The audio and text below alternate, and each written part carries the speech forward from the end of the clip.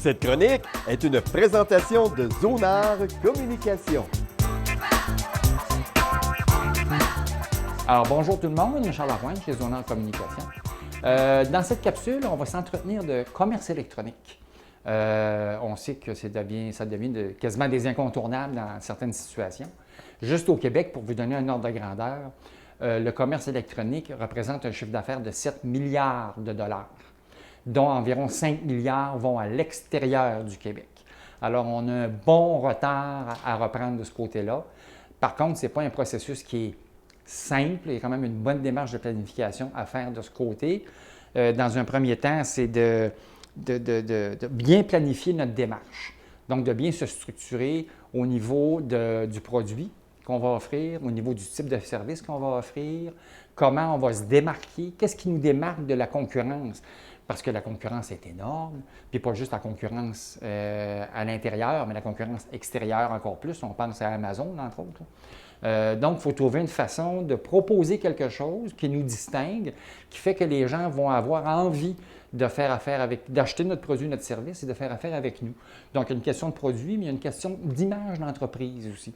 Donc, il faut approcher une image qui est sérieuse, qui est solide qui transpire justement la bonne relation qu'on peut avoir avec eux et qui nous attire. Je vais consulter mes notes parce qu'il y a quand même pas mal de petits détails.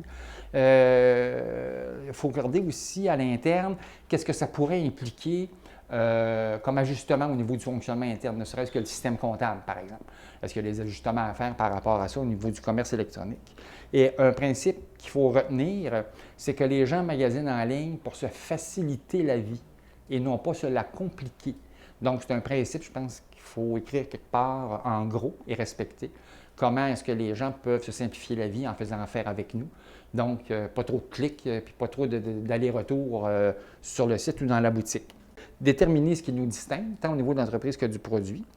Et vient un moment donné où il faut faire le choix d'une plateforme. Évidemment, on va choisir une plateforme qui va nous permettre de gérer la boutique électronique à l'interne. Parce que si on confie ça, la gestion de l'ensemble de la boutique à une agence ou à une ressource extérieure, ça peut chiffrer rapidement. Donc, il faut être capable à l'interne de gérer la boutique électronique, évidemment gérer les commandes, gérer les paiements avec PayPal, ces choses-là, mais en même temps gérer les contenus, donc les images, les textes, les promotions, ces choses-là. Alors, il faut choisir une plateforme qui nous permet de faire ça. Avec WordPress, nous, on utilise WooCommerce, donc c'est quand même votre site web, ce n'est pas un truc qui est à part, puis qui se gère aussi facilement que le site comme tel. Alors, c'est pas compliqué là, de ce côté-là. Ça se fait quand même relativement bien. Évidemment, un must, il faut que votre boutique ou votre site soit adaptatif. 71 % des moins de 35 ans magasinent avec leur téléphone. Alors, il faut que ça apparaisse bien sur le téléphone, la tablette et l'ordinateur de bureau. Alors, rapidement, parce qu'on n'ira pas dans tous les détails, une façon aussi de faire de la promotion, parce qu'il faut penser que gérer un commerce électronique, c'est autant de travail, sinon plus au départ, que d'avoir une boutique en béton, là, en briques. Alors, il faut y mettre le temps, il faut y mettre l'énergie, il faut la faire connaître. Utiliser les médias sociaux, c'est une très bonne tactique pour mousser votre commerce électronique. Donc, c'est une bonne chose avec Facebook, Twitter, Instagram, Pinterest, enfin, peu importe, dépendamment de votre objectif. L'expédition. C'est souvent là où le bas blesse, c'est les frais d'expédition. Moi, je vous suggère d'aller voir, dans Google, taper BDC pour Banque de développement du Canada. BDC, commerce électronique.